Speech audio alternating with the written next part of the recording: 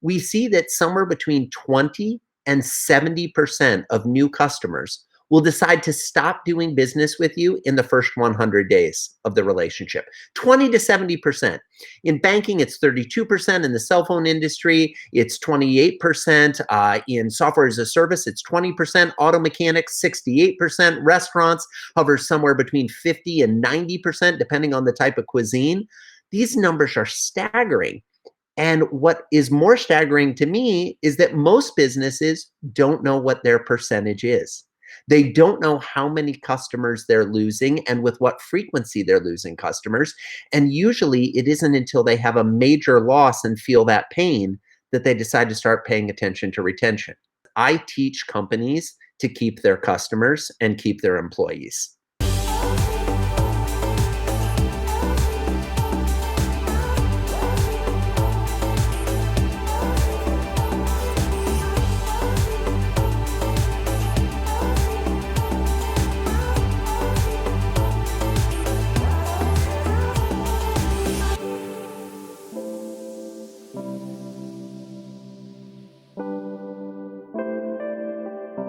Hey, everybody. Welcome to a brand new edition of the None of Your Business podcast. And today, oh my gosh, are you in for a treat? Because we have what is probably the single most requested interview. If I ask people, who do you want to see on the None of Your Business podcast? This name comes up more than any other name. Today, we are joined by Joey Coleman of super fame. I mean, if you don't know who Joey Coleman is, if you've been just living under a rock for some reason, then you need to get Amazon. You need new entrepreneur friends. You need to figure out what it is you're doing. But I will tell you this topic is probably not the most popular topic. He is the author of the book, Never Lose a Customer Again. And I know you guys love talking about client acquisition. Today, we're going to talk about something that I think is even more important, which is client retention. Let's bring in Joey Coleman. Never lose a customer again. Welcome to the None of Your Business podcast. Shawn, thanks so much for the kind introduction. Thanks to everybody who's joining in and listening. And thanks for giving me the status of being most requested guest. I'm flattered and honored, and hope I can deliver on a great experience for the listeners. Well, I already know that you're going to deliver. You and I have had a couple of conversations in the past, and then the pandemic hit, and the ability to do live workshops and conferences came to a screeching halt. I'm super excited for what we will be able to put together and collaborate in the future. So retention, like not the most exciting thing to talk about in the business world, but to you claim that this is potentially one of the most important elements to be considering when looking at the bottom line of the success of a business. I do. And, Shawn, it's not just my claim. It's what all the research shows too. I'm a recovering attorney by trade. First step's admitting you have a problem, and there's 11 steps after that one. But what's fascinating is you mentioned this in the intro, so many businesses focus on acquisition, and I get it. That's important. I am not an anti-sales and marketing guy. But what a number of businesses do is they put all of their time, effort, energy, and dollars towards acquiring new customers without giving any attention, focus, or commitment towards retaining these customers that they've worked so hard to attract and to sign. And what's fascinating is if we look across all industries around the world, online and offline, product and service, small, medium, and large, domestic, international, whatever criteria you want to categorize businesses by, we see that somewhere between 20 and 70% of new customers will decide to stop doing business with you in the first 100 days of the relationship. 20 to 70%. In banking, it's 32%. In the cell phone industry, it's 28%. In software as a service, it's 20%. Auto mechanics, 68%. Restaurants hovers somewhere between 50 and 90%, depending on the type of cuisine. These numbers are staggering. And what is more staggering to me is that most businesses don't know what their percentage is. They don't know how many customers they're losing and with what frequency they're losing customers. And usually it isn't until they have a major loss and feel that pain that they decide to start paying attention to retention. So you said you're a recovering lawyer. I am.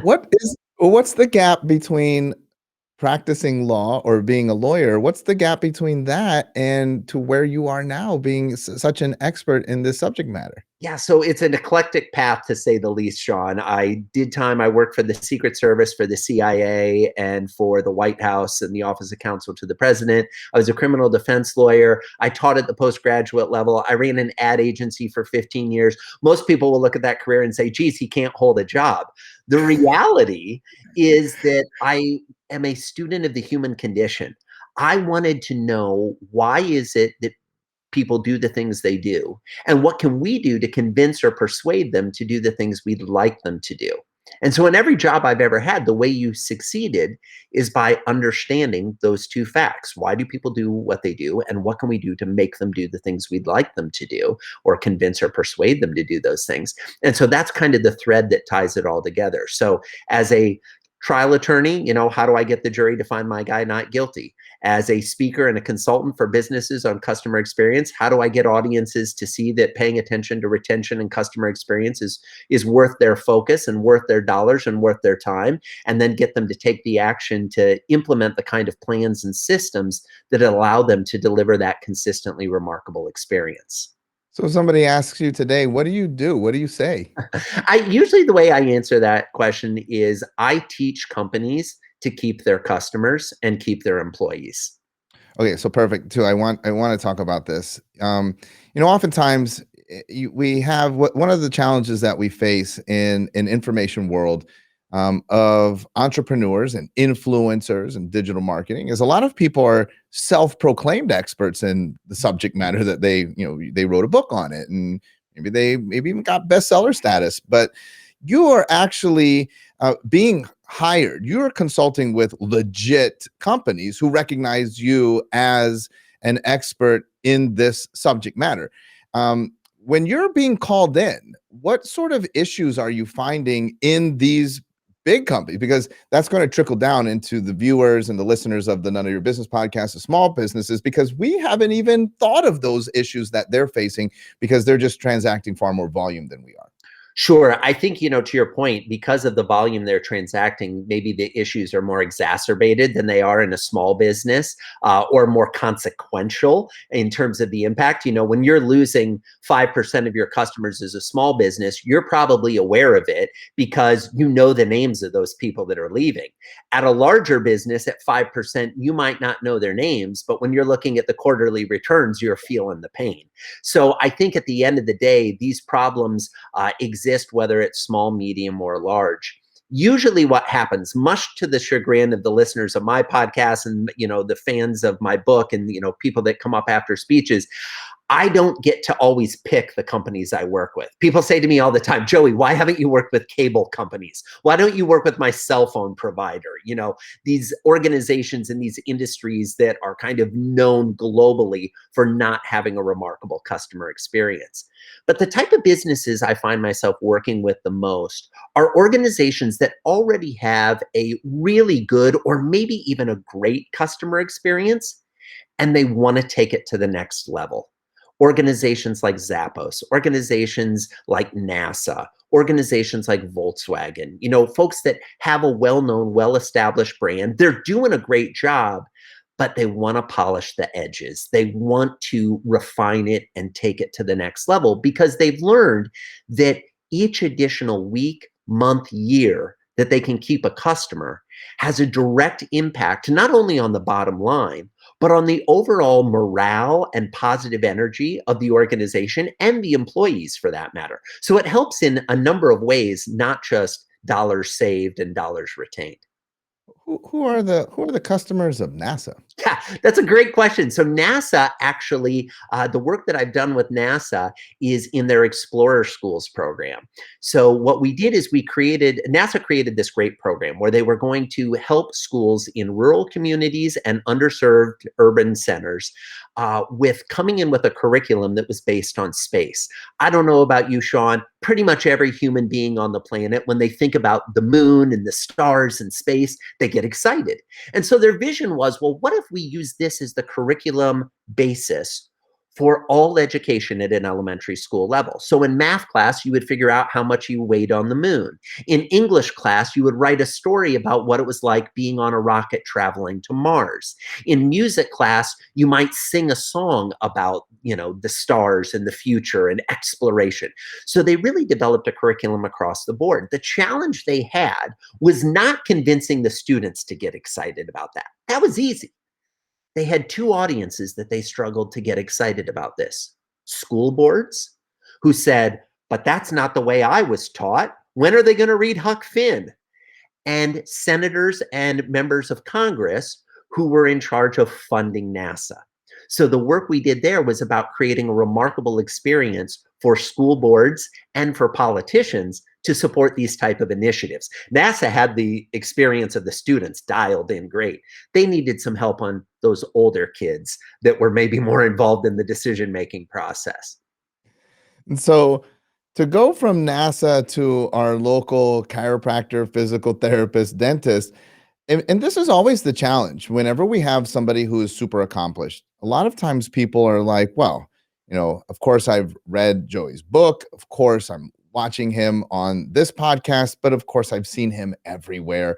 And my gosh, I would love, of course, I think he's extremely smart, but I don't know how he could really help me. I mean, when we're talking about Zappos, Whirlpool, NASA, that's not little old me. And so here's my reality. I'm going to speak for all of our viewers and listeners. My reality is I know a couple cliches like leaky bucket syndrome or, exit, they're going out the back door. And I just know, I just throw out these things, but I don't really understand them. Like you said, I don't even know what my retention rate is.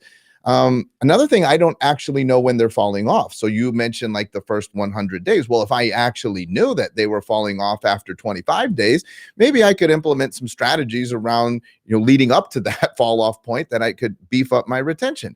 So I don't know a lot of things. Tell me some starting points for us small business owners of how we begin to think and act like a Zappos or NASA even in considering our retention. Yeah, and I appreciate that question, Shawn. In the interest of full disclosure, I'm a small business guy myself. I run a small business. I have for over 20 years. I grew up in a small business. My dad had his own trial practice, small law firm, 3 lawyers, right? So while I may have listed some of the companies that I work with, and you may have shared some of the companies that have, let's put it this way, maybe in-house brand recognition. We've all heard of Zappos. We've heard of NASA. We maybe haven't heard of our local chiropractor beyond the community they serve, or our local dentist or real estate agent. The reality is all of these audiences are human. I don't care what business you're in. Your customers are human. And if your customers aren't human, please send me an email because I would like to learn more about your business. I've yet to come across a business, even ones that are serving the government, where they aren't actually humans that they're interacting with. When it comes to where do you start, I think it's most important to begin by assessing the reality of where we're at. So many businesses that I go and work with will start to talk about retention, and they're like, Joey, we just have no idea. Sometimes people stay, sometimes they leave.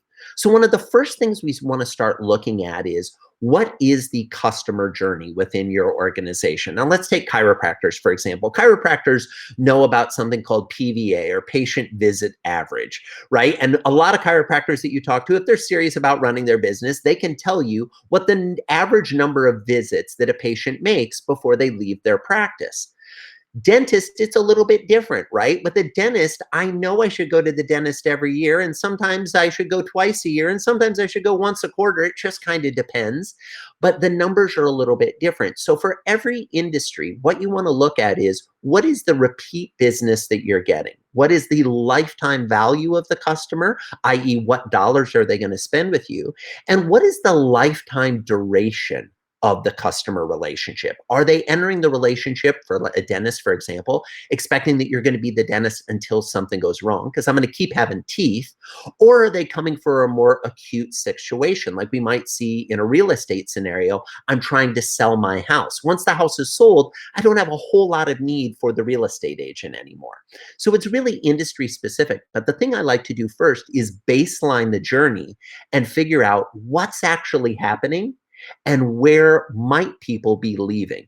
And then when we layer data on top of it to see what's actually happening, we have a much clearer idea of where those leaky holes in the bucket might be.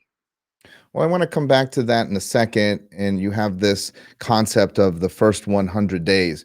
But you also talk about how oftentimes we just botch this up right from the jump. So when we're saying like, hey, let's detail the journey, frankly, for a lot of people, that's 2 days, right? Or two Right. interactions, and that's the journey. And frankly, too, because a lot of business is predicated on this hunting of the prey. Like there are so many small business owners that they live for the kill. Like they love funnels, and they make the top of funnel, mid funnel, and then we close. And then once we've gotten that close, we ring the bell, we celebrate, and we move back out to the next victim or the next prospect. And we totally forget about servicing the client that we just closed. And you make a point that this is a big problem for a lot of companies, and this is a major issue, even if maybe you have a PVA or a lifetime value where they stay for 12, 25, or 36 or 59 consecutive visits. But it still is an issue because we've done some things wrong in the beginning. What are some of the things that we're doing to screw it up from the jump? Oh, like most things in business, Shawn, there are only 1,000 different ways you can mess up the smallest thing, right? So let me give you some of the big buckets, and we can dive into any of these that you want to. I think the first thing we have to acknowledge is, as humans, we are predisposed biologically to enjoy the chase better than the catch. Mm.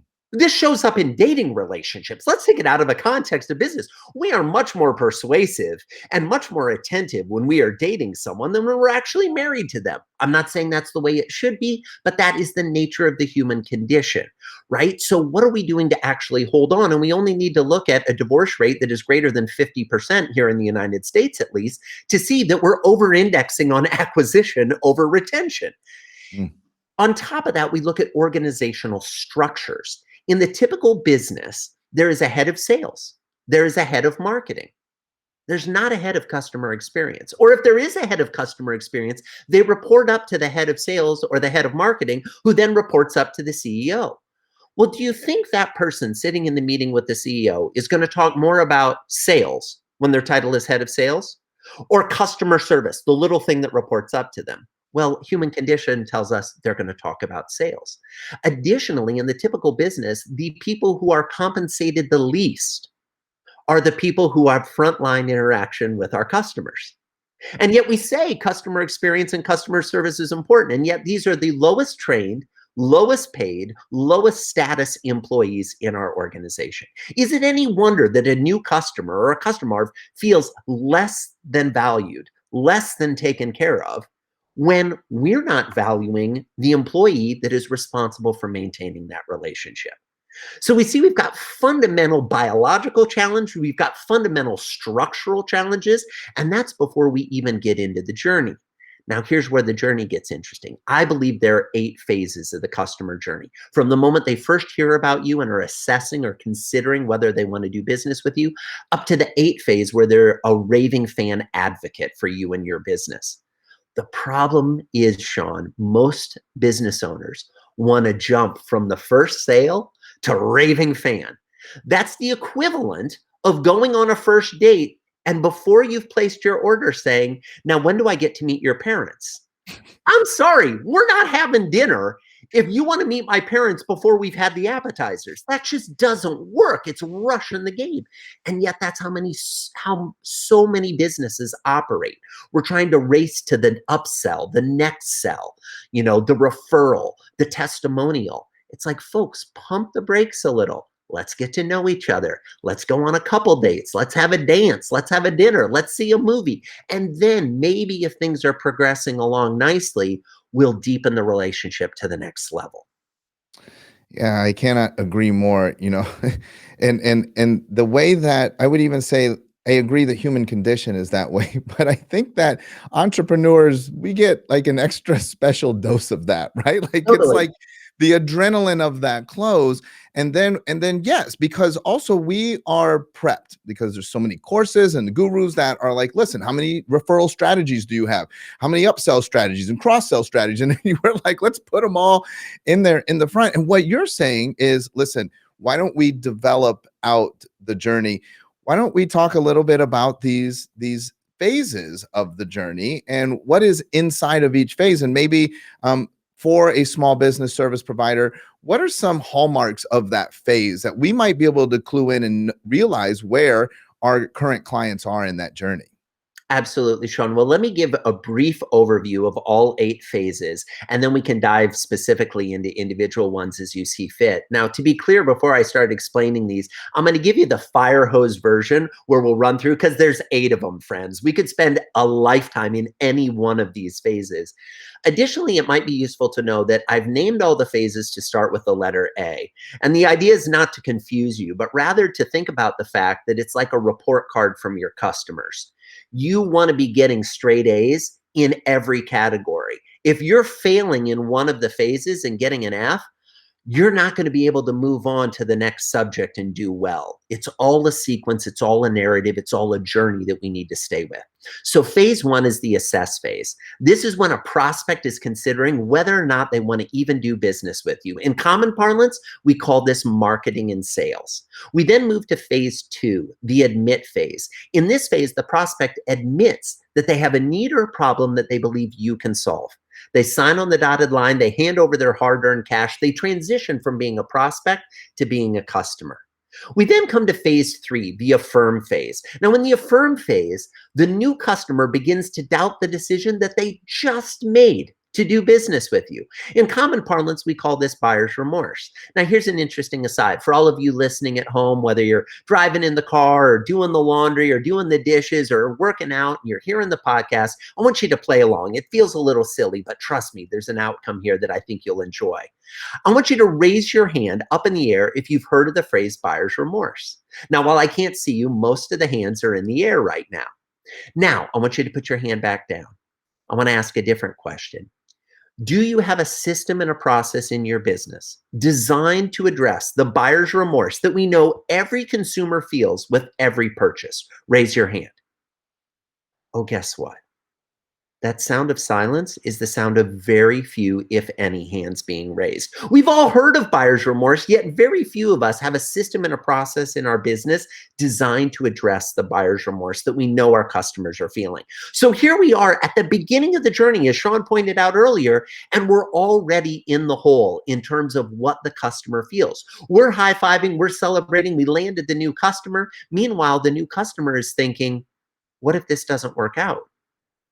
What if the promises they made in the sales process, they don't deliver on them? Will I be able to get my money back? What if I lose all of this time working with this consultant? Will I miss my opportunity in the marketplace? What if this product that I purchased, I need to return it? Do I have to pay for the return or do they pay for the return? How this works? All these fears and doubts and uncertainties that are kicking around in their mind while we're celebrating the new client. There's a disconnect in the emotional feeling between those two spaces, and we want to reduce the amount of emotional disconnect. We then come to phase 4, the activate phase. Now, in the activate phase, this is that first real moment of truth. We want to energize the relationship. We want to show our new customer that doing business with us is going to be unlike any business experience they've ever had. We then come to phase 5, the acclimate phase. And I will tell you, this is where many businesses really start to fall off the track. If they haven't fallen off the rails before, it gets really ugly here, because in the acclimate phase, you want to hold your customer's hand as they navigate doing business with you. Now, here's the thing. You've delivered your service hundreds of times, thousands of times, tens of thousands of times. But to a brand new customer, they have no idea what comes next. Now, you may say to me, but Joey, in our proposal, we explained our process, or in our marketing materials, we showed the various phases of our relationship. We explained in that initial kickoff meeting what we were going to do. Friends, they weren't paying attention. It's not because you didn't do a good job. It's because they're human. We sign things all the time that we don't actually read. We get exposed to information that we're overwhelmed by, and we nod our heads in agreement when in reality is we can't repeat back what we just heard. You need to hold their hands and help them acclimate. If you do this, you then reach phase 6, the accomplish phase, where the customer accomplishes the goal they had when they originally decided to do business with you. Then they go to phase 7, the adopt phase, where they become loyal to you and only you. They are committed. They'll buy any product or service you introduce. And last but not least, phase 8, the holy grail, the advocate phase, where they become a raving fan singing your praises far and wide. Now, here's the thing. If we don't do all 8 phases, if we don't bring them along through each step in the process, we never get to that nirvana, that holy grail advocate phase. That's why so many businesses struggle with referrals and repeat business. Yeah, and everybody wants a referral-based business, right? But they don't follow the playbook that you outline, and then they scratch their heads and they wonder why. I want to look at one phase, the affirm phase. Now, we have a different name for that in Black Diamond Club. We call that the morning after, right? Sure. This is that. What did I just do? Oh my gosh. What are some great tactics or strategies that we might implement to reassure our customer? Because this is one that I think, look, you might look at the list and be like, I don't have all of, I'd have to do so much work. But this is something that you can apply. Everybody, as long as you're not out of business, if you're doing business, you're closing business, we can all apply these strategies now. So what are some of the things that I might do to affirm to my client that I just closed the business on that they made the right choice? I love it, Shawn. Let's get hyper tactical with a couple of things you can immediately do to affirm that decision. Here's the reality. Most businesses are doing nothing. So your competition in the mindset of your customer is silence. It's the tumbleweed. It's literally no communication with you, and they are left to fill that silence with their own thoughts and doubts and fears. So what do we do to create some noise during that time? A handwritten thank you note telling them how excited you are to have them as a customer and to serve them, where you call out 1 or 2 things that came out in the sales process that you're going to be working on during the relationship. A video where you send a little video, little selfie video that you shoot yourself with your phone and text to them, just saying, oh my gosh, we saw that you signed up. We're so excited. Let me introduce you to some of the other people on the team that you'll meet when you come into the office. We are pumped. We're looking forward to our first meeting. Or if you're selling a product online, what about a little video thank you from the author of the product, just saying, hey, I think this product is really going to deliver for you. But by the way, if it doesn't, if at any point you have any questions, just respond back to this text message. It's my phone. I'll answer you directly. These little things move mountains in terms of the doubts your customers have. It's not about the volume of communication you're having during the affirm stage. It's about having a communication in the affirm stage, doing something to address the practical reality that your customer is doubting their decision and you want to affirm it. One last pro tip, and these are for the folks that are like, yeah, Joey, we already do thank you notes. We already send text messages. Here's one of my favorite ones. Every business owner I know who's been in business for any appreciable amount of time, let's say more than a year, has at least one customer that loves them. Okay. Hopefully you have lots more, but you have at least one. Ask that customer if they would film a little video on their phone that you could share with your new customers. And here's the script. It's real simple. Let's pretend that I'm a customer of Shawn's and Shawn has said, Joey, will you film this video? Here's the video I filmed for Shawn. Oh my gosh, Shawn just told me that you signed up to be a new customer of Black Diamond Club. Oh my God, you're going to love it. I've been in Black Diamond Club for over a year. It has been the best investment I have ever made. This is fantastic. I've learned X, Y, and Z. I've had the chance to have exposure to these type of thought leaders, these type of experiences. I know you're new. I know it's fresh, but the reality is you're going to love this. I can't wait to meet you in person at one of the events. Simple, straightforward. If they love you, they'll be happy to make that video. And you'll notice I didn't say the person's name. So Shawn can use that video with every new person that signs up for the next year. Oh, and then we can get someone else to shoot the video for the next year's video or whatever it may be. So you don't, lots of times, Shawn, business owners, they're like, Joey, this sounds like a lot of work. How do I scale this? This is impossible. Well, folks, being in business is a lot of work. Yes, let's just address the elephant in the room. But I'm all about doing customization and personalization and thoughtfulness at scale. You can do it. It just requires a little more creativity and a little more thoughtfulness on the front end. So, wrapping up the public facing portion of this discussion before we jump into the Black Diamond Club for some exclusive content, I thought about putting this in the question in the Black Diamond Club, but I think it's really important for everybody. One of our big premises that we talk about a lot that we feel like really hurts service providers with their ability to retain their clients is this concept, and it's in alignment with your idea of we're predisposed, when we look at relationships, when we're courting, we're texting, we're in constant communication, we're having dinner, nightly or every other night because we want that close contact. And then what happens is then when we finally close the deal, then the distance begins to become greater. And one of the things that I've noticed, for example, you have this example in the book, if I break a tooth, well, I'm going to have a lot of contact with my dentist over a short period of time. But one of the things that we teach is that human beings by nature, they want greater degrees of access over time. That's why I'm pursuing in a relationship. Maybe we just talk, but we talk superficially. Then I would love it if we could become friends. So then we're texting, and you're telling me more about your day. Then I would love it that we are collaborating. So you gain access with the depth of the relationship. However, most service providers, the business is constructed in reverse, where over time you actually get less access. You see me less frequently. You come once a year. And so how can we overcome that and still provide a wonderful client journey and also have those touch points where we are giving them access, that we know that they know that we're thinking about them and that we're still in relationship? What are some ways that we can overcome that?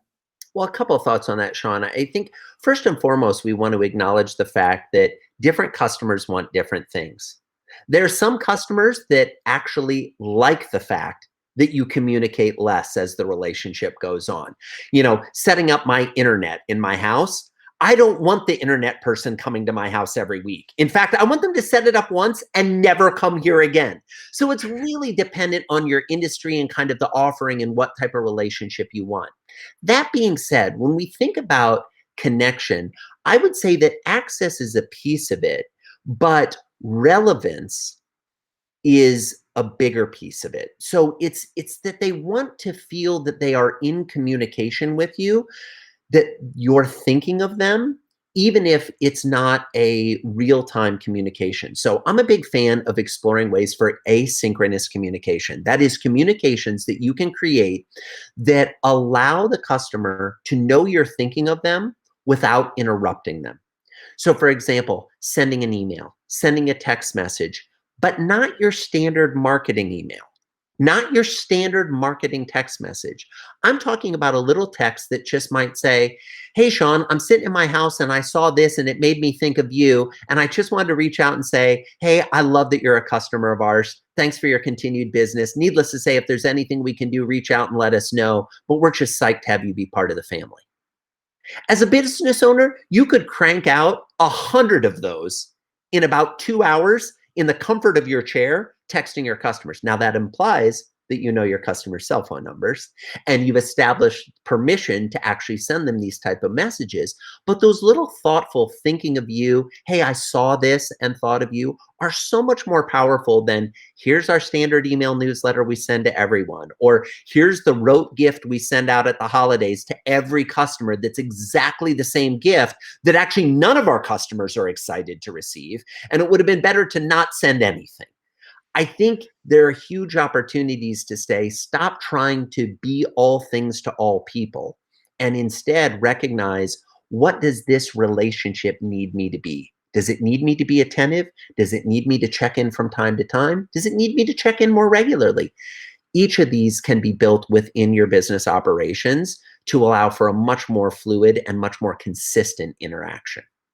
Well, before we wrap up this segment of our discussion, anybody who's watching, and I want to make sure that we leave this super clear, how can they interact with you? Because here's what we need to overcome is, again, they're like, well, this is great, thanks for bringing on Joey Coleman, but again, I don't have millions of dollars like these companies, so I should probably just read the book and call it a day.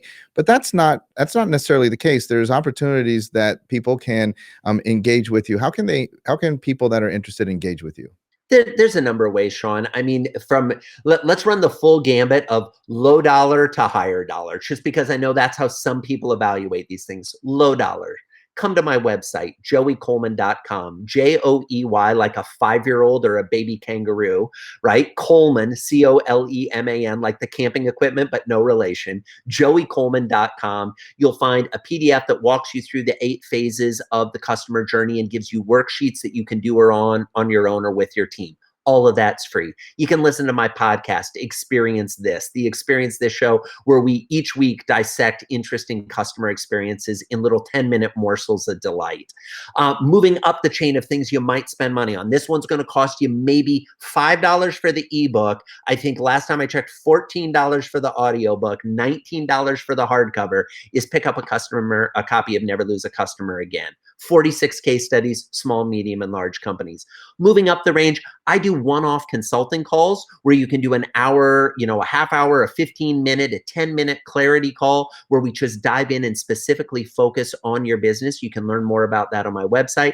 I do consulting engagements. These run the gambit between, $40,000 and $200,000, depending on how complex. And I realize that's a gigantic range, but are we polishing edges? Or are we building something from scratch? And then there's folks that bring me in to speak to their audiences, which run, again, the full gambit of, are we looking at a, $15,000 virtual engagement, or let's spend a couple days together for $40,000 or $60,000.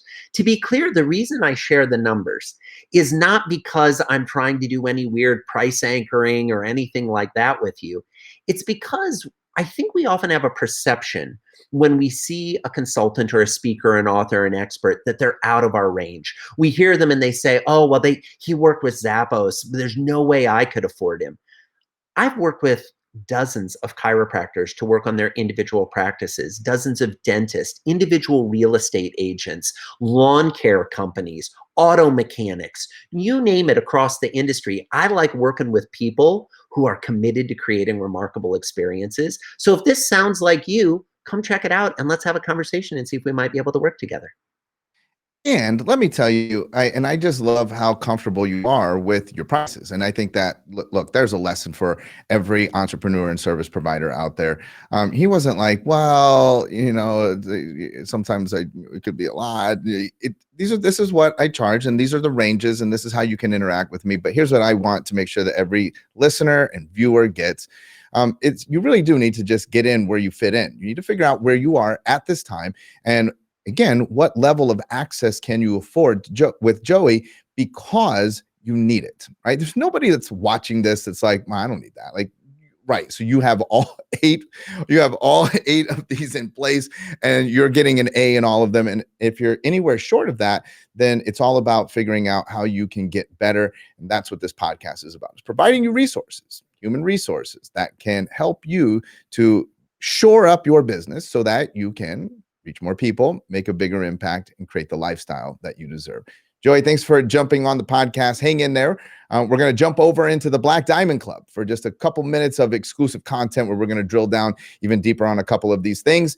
And if you're not yet a member of the Black Diamond Club, come on, what are you waiting for? www.blackdiamondclub.com. That's where you get exclusive backstage access to every single one of the speakers and interviewees that we interview here on the podcast. Every time we go across the street into the Black Diamond Club and we go deep, where we talk about how to apply these constructs. www.blackdiamondclub.com. We would love to have you. We promise you that we will make you feel right at home. All right, everybody, until next week, we'll be back again with a brand new episode of the None of Your Business podcast.